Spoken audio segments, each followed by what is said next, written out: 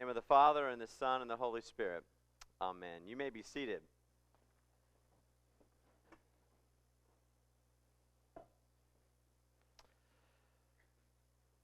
So a couple of weeks ago, I was teaching my Thursday Bible study, and in case you don't know, I have a Thursday Bible study that I have taught online now for several years.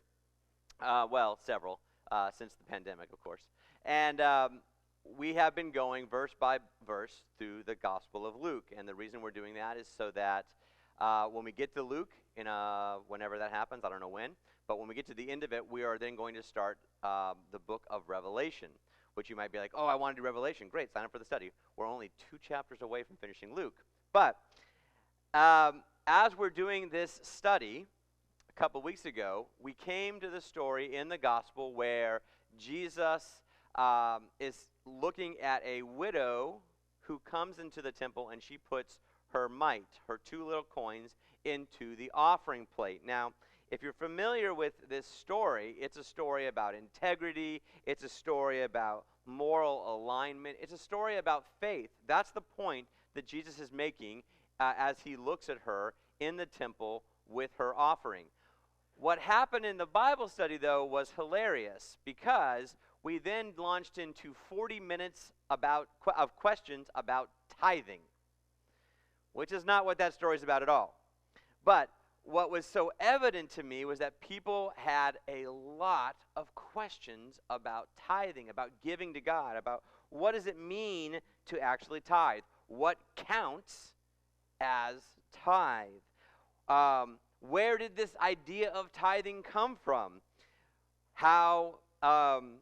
Who should get the tithe? Does it go just to the church? Does it go to the poor? Does it go to other ministries? There were all these questions, all of which I thought were awesome questions about giving and tithing, questions that I believe the Bible answers. And it made me realize that I, as your priest, have not talked about tithing, the principle of tithing, in a long time.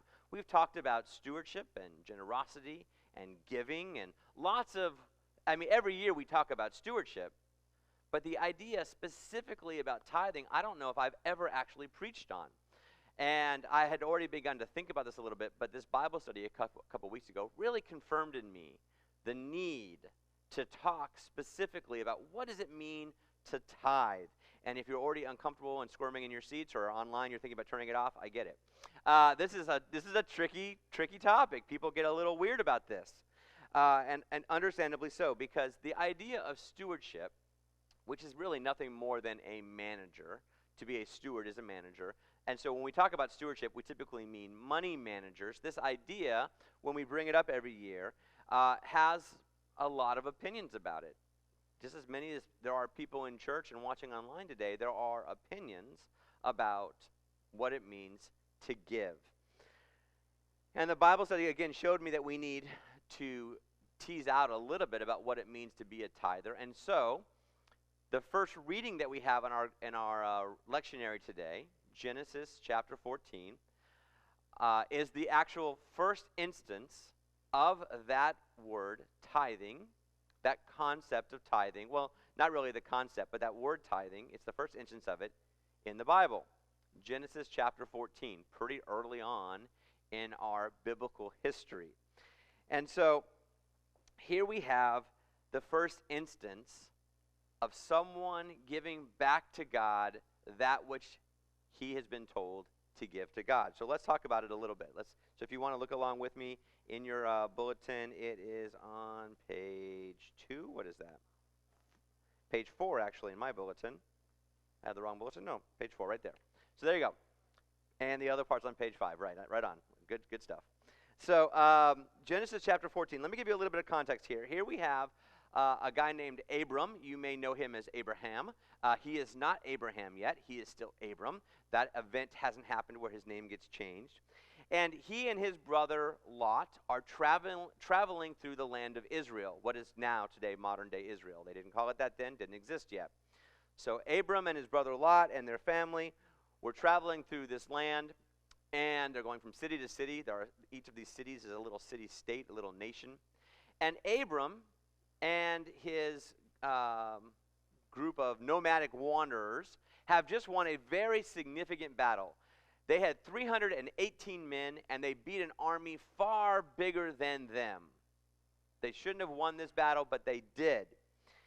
And as they are leaving this place, going on to their next place, leaving this battlefield, he's traveling, and out comes this king and priest, same idea here, Melchizedek, who you see in Genesis 14. Comes out to Abram, and he acknowledges Abram's God as the Most High, as the most powerful, as the one deserving of all the credit for the battle that Abram's just won. And then Abram does something very interesting. It says he tithes. He gives to this priest 1/10 of everything that he has just received in the battle, everything he's just won.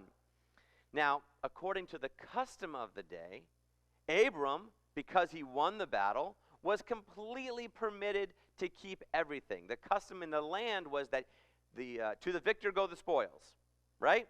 You win, you keep it all. And that was the custom of the way, except Abram, as a servant of Yahweh, this God that he's been in conversation with a little bit, gives 1/10 back to God because he knows who caused the victory that he just won, and that its spoils, all of it, belong to God. And so he gives 1/10 to this priest. All of this goes back to Abram and this idea of first fruits. That is, the first things that we produce that are given to us, that first fruits belongs to God. And if you want to read more about that, you can go back to Genesis chapter 4. That's where this principle of first fruits is really established. It's the same concept as tithing, that is this 10%. And so Abram, already knowing about this concept, does what he's told, and that is the first part of all that we have, that first 10%, it should always go back to God so that we can be in relationship with God. And I'll say more about that in a second.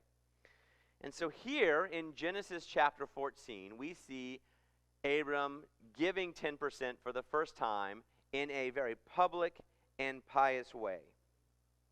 He is honoring what God has done by giving him the victory, and so he tithes.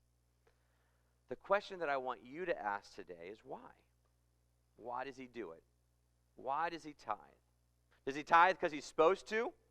That he's following the rules? Maybe, but I doubt it. Maybe he's tithing because he wants to buy God's blessing, right? Sort of like a little tip goes to the dealer. You know, you got a big hand, so here's a little bit for you, friend. I don't think so, but that could be argued from this passage, I think. You can also maybe say that maybe he's giving this tithe, this 10%, because he loves God.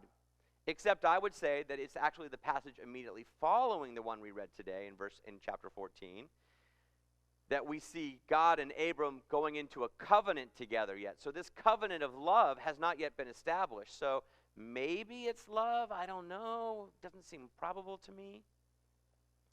My guess on why Abram does this, of all these reasons, is actually gratitude.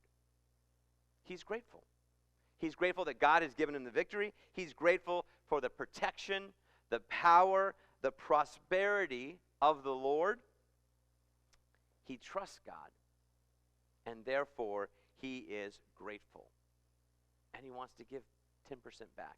Yes, it's what he's been told to do, but I think he does so not out of obligation, but out of this gratitude. And this gratitude, honestly, is a really big deal because I think gratitude is about reorientation. And that's the word I want you to remember today, reorientation.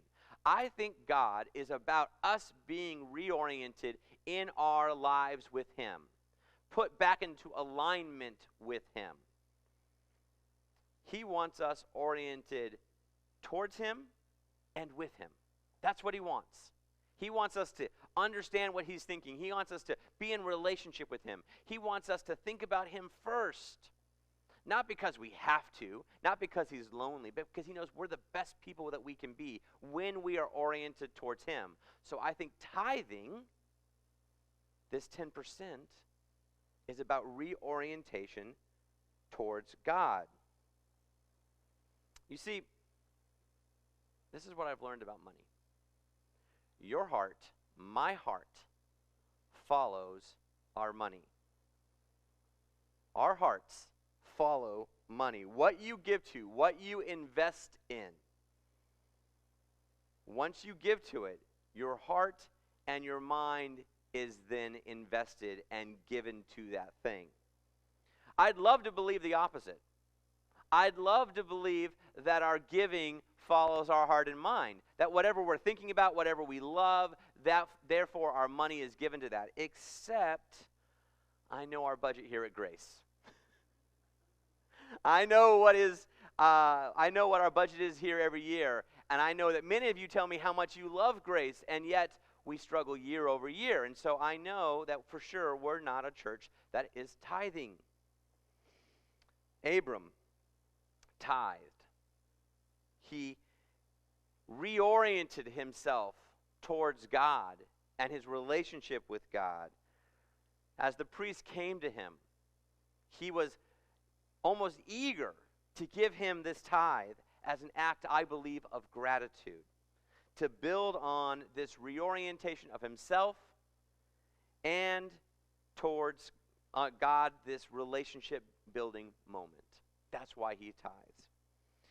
So the first reason to tithe, that is to give 10%, 1/10 of your income, is because you want your heart and your mind to know that God is number one. You want these parts of you you want to force them into this place where they have to acknowledge that God is the number one part of your life. You want to experience gratitude towards God, is why you want to tithe. And you want your budget to obey God first. Now, there are lots of ways that we need to be reoriented towards God, but I would argue most of them start with money.